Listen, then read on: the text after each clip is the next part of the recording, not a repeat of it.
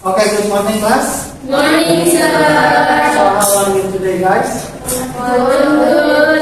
Okay, so sebelum kita mulai kelas kita, kita berdoa dulu ya. Berdoa silakan. Doa selesai. Oke, untuk kehadiran semuanya hadir ya. Ya, Pak. Oke, kalau gitu kita akan lanjut masuk ke materi kita. Di sini hari ini kita akan belajar characterization in drama. Dan di sini Bapak akan menggunakan drama 22 by James Grant. Oke.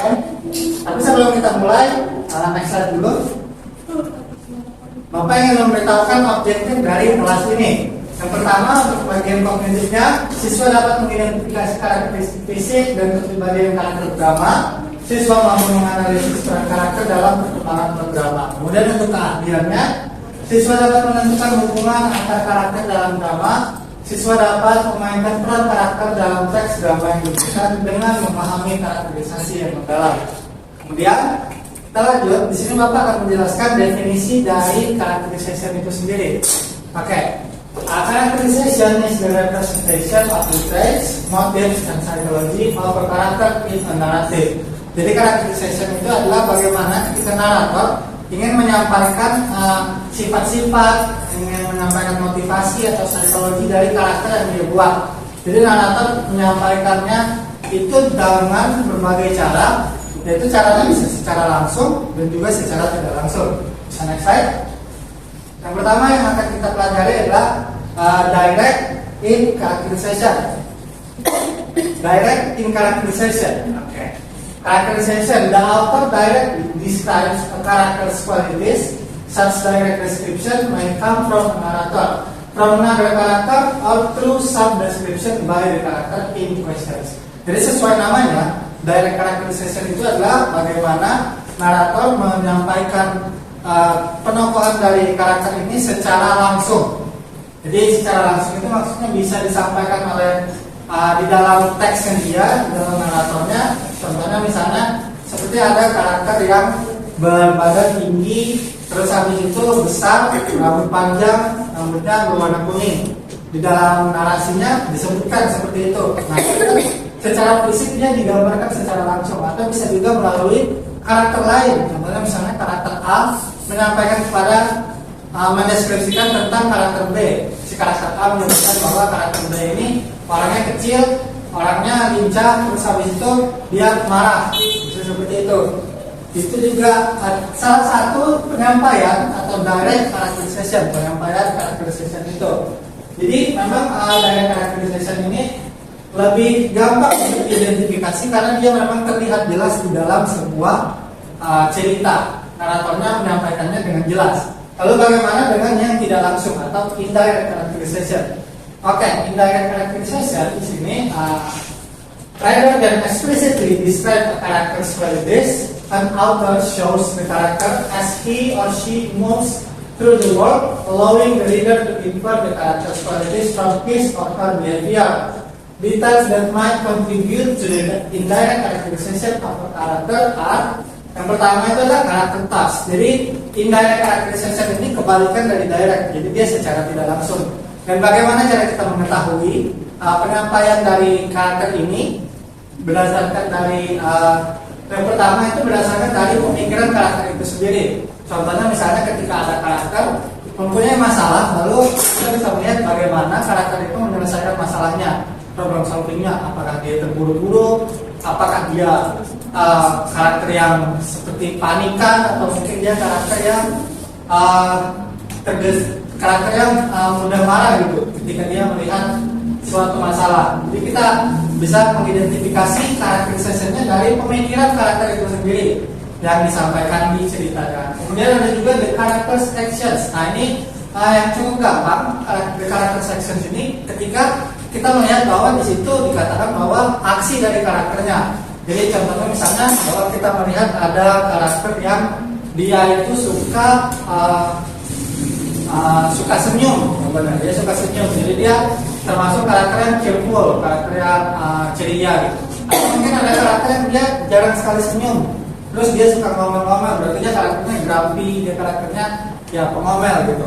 Terus habis itu ada juga misalnya karakter sectionnya itu kayak dia senang mukul, benar. Nah, berarti kita bisa dapat simpulkan bahwa karakter ini adalah karakter yang pemarah. Atau mungkin dia mukulnya juga nggak harus mukul begitu, tapi bisa juga kayak mukul bercanda, berarti dia nggak cuma pemarah.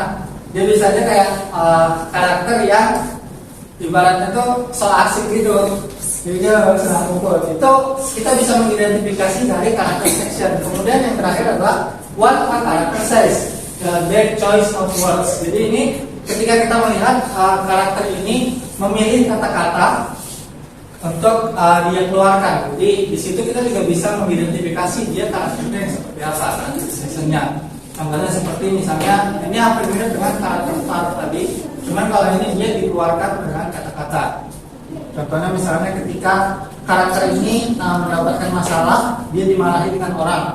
Orang ada orang yang marah dengan dia, lalu dia mengeluarkan kata-kata tetap kata-kata yang lembut, dia tidak ikut marah. Itu berarti kita bisa dapat simpulkan bahwa dia karakter yang lemah lembut, dia karakter yang penyabar. Tapi kalau misalnya dia juga membalas, ada karakter yang juga membalas marah-marah, atau misalnya penggunaan kata-katanya itu dia menggunakan kata-kata kasar, kata-kata yang tidak baik, itu berarti kita bisa mengetahui bahwa karakternya juga bisa dibilang tidak baik atau bukan karakter yang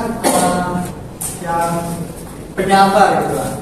Nah, itu untuk karakterisasi. Kemudian kita lanjut ke bagian round and flat karakter. Kalau tadi kita sudah belajar tentang penyampaian, bagaimana karakterisasi itu disampaikan secara langsung dan tidak langsung. Sekarang jenis dari karakterisasi itu di sini Bapak hanya mengambil dua contoh, yaitu round and flat. Round are complex, realistic, unique characters. Flat are one-dimensional characters with single overacting traits and otherwise limited personality or individuality. Jadi di sini maksudnya round characterization itu adalah ketika ada karakter yang dia memiliki lebih dari satu sifat atau lebih dari satu tipe karakter gitu. Jadi memang seperti yang dijelaskan di situ bahwa round characterization itu kompleks dan unik. Jadi contohnya biasanya yang menjadi round characterization itu yang pemeran utama karena karakternya itu banyak, sifatnya itu banyak gitu. Itu round characterization. Lalu bagaimana dengan flat characterization? Flat characterization ini biasanya hanya tampil sebagai peran yang untuk mengembangkan karakter utama. Jadi dia sebagai bahan untuk karakter development dari si main karakter ini. Contohnya misalnya ada cerita anak sekolah yang pemeran utama si karakter A ini dibully. Jadi karakter pembuli ini itu hanya muncul satu kali, yaitu dia membuli si pemeran utama. Lalu karena pemeran utama dibully, dia merasa termotivasi dan lain-lain sebagainya. Jadilah sebuah cerita dari pemeran utama ini. Tapi bagaimana dengan si pembuli ini? Dia sudah tidak ada muncul lagi sampai cerita habis. Nah, berarti artinya dia adalah flat karakter. Di situ karakternya hanya seorang pembuli, dia hanya seorang yang pengganggu gitu. Tapi bagaimana dengan karakter pemeran utama tadi? Dia adalah karakter karena di situ bisa saja kan ketika waktu dia dibully, dia membela orang yang pasar. Tapi kemudian dari situ dia berkembang, ada karakter development di dalam dirinya. Lalu dia menjadi karakter yang kuat, dia menjadi karakter yang pantang menyerah karena dia mengalami development itu. Ya, itu untuk penjelasan tentang round and flat karakter. Kemudian kita lanjut. Di sini Bapak akan memberikan tugas, activity untuk kalian. Silahkan bagi saja kelas ini menjadi dua grup besar. Di sini Bapak sudah membagikan data di teks drama 22 by John Grant. Nah, jadi teks drama itu tuh menceritakan tentang ada seorang veteran yang dia sudah selesai pada masa dinasnya, lalu dia kembali ke rumah, dan karena dia masih terbawa suasana perang, jadi dia memperlakukan keluarganya itu seperti seorang prajurit gitu. Lalu di sini Bapak ingin kalian untuk grup pertama mengidentifikasikan karakter trait si anak, kemudian untuk grup kedua mengidentifikasikan karakter Steve si Bapak. Oke, Bapak beri waktu sekitar 25 menit. Oke, sudah ya? Oke, kalau kita lanjut ya, kita bahas sama-sama bagaimana sih karakter si Trey, si anak, dan juga si Bapak, si Steve. Kalau kalian lihat di sini dikatakan bahwa memang ternyata si Bapak itu adalah karakter yang pemarah. Karena si Bapak itu menganggap bahwa keluarga itu adalah seperti tentara. Karena kalau bisa kalian lihat di sini, don't you ever disobey a direct order from your game. Kayak bayangkan seorang bapak mengatakan itu kepada anaknya gitu. Terus habisnya di sini juga ada kalimat dari dialog dari si bapaknya, do you hear me private? Jadi seorang bapak bahkan memanggil anaknya sendiri private soldier gitu. Berarti memang bisa kita lihat bahwa di situ dia adalah karakter yang tegas, pemarah. Lalu bagaimana dengan karakter Trey itu sendiri? Kalau untuk karakter Trey kita bisa lihat di next slide. Di sini karakter Trey itu dia adalah karena mungkin dia juga sudah tinggal serumah dengan bapak yang pemarah dan tegas, jadi mungkin mentalnya itu sudah terbentuk, dapat kita simpulkan seperti itu. Jadi ketika dia dimarahi seperti itu, kita bisa melihat bahwa dia biasa saja, bahkan dia merasa bodoh amat. Dan di sini ada dialognya Trey ketika ditanya oleh ibunya, apakah kamu oke? Trey menjawab whatever, I'm fine. Lalu dia langsung pergi begitu saja. Oke, sampai sini paham ya bagaimana cara kita mengidentifikasi karakter di dalam sebuah drama. Ya, bisa next slide. Di sini Bapak ingin memberikan kalian tugas lagi, kali ini individu bukan grup.